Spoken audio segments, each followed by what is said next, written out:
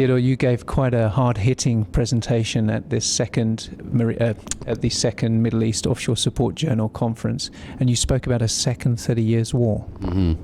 Yes, this theory is that the region is now entering a period of deep instability that will not be fixed anytime soon.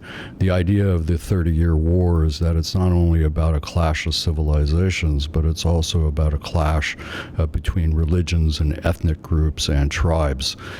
It also brings in other outside actors into the MENA region, particularly the conflict between Ukraine and Russia, as well as the interests of China and India into the greater mix of the situation in the MENA region. In that mix, you emphasized the impact that Iran is likely to have. Yes, we need to pay attention to Iran very closely because of the pending agreement that should be signed sometime this year regarding the nuclear treaty between the West and Iran. The lifting of sanctions is critical for Iran's re-entry into the world economy, and of course the Gulf states are on the edge of Iran and need to figure out the ways that they're going to be able to move forward with the Iranian market open. You also spoke about the possibility that some of the actors in the region will start targeting maritime assets. Yes, there is a concern that non-state actors, particularly the Islamic State, Al-Qaeda, maybe some other ethnic actors, are going to start targeting maritime transport and also perhaps trying to close certain waterways with crude mines and so on. The concern here is that there may be a reenactment, if you will, of Somali piracy, but also the possibility that ships could be seized by other actors in order to lay claim to the cargo or towards control of these waterways. A potential facet of that could be cyber attacks.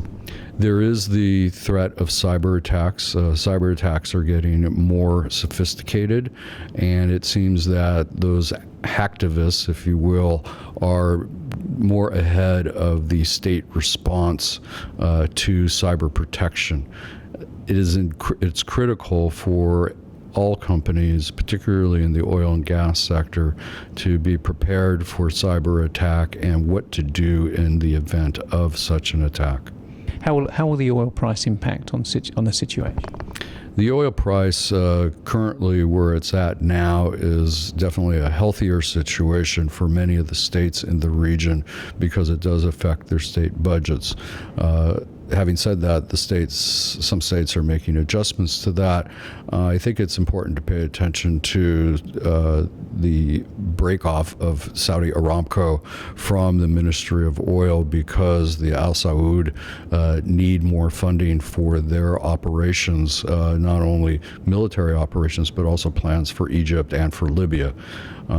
I think that oil prices are going to continue to go up if there is a black swan event, something that's unexpected in the waterways around the region, that it could go higher.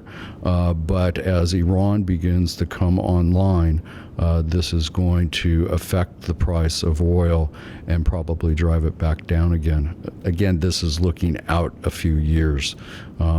Within the next year, I think it's going to be probably around $50 a barrel, but it won't get any higher than 80 or 85.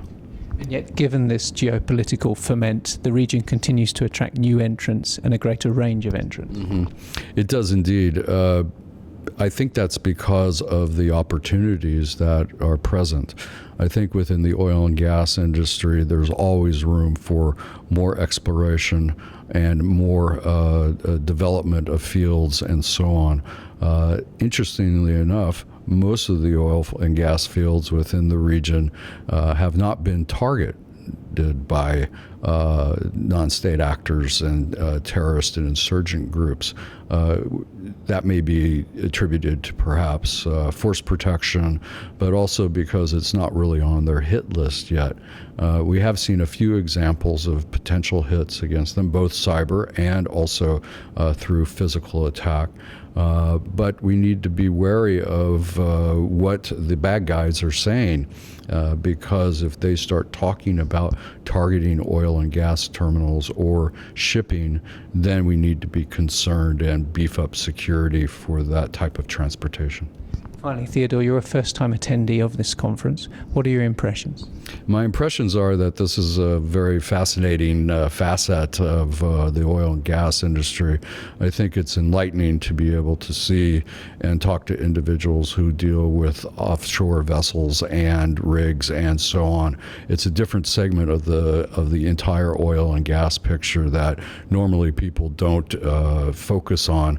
I think gathering these types of specialists together is valuable for everyone.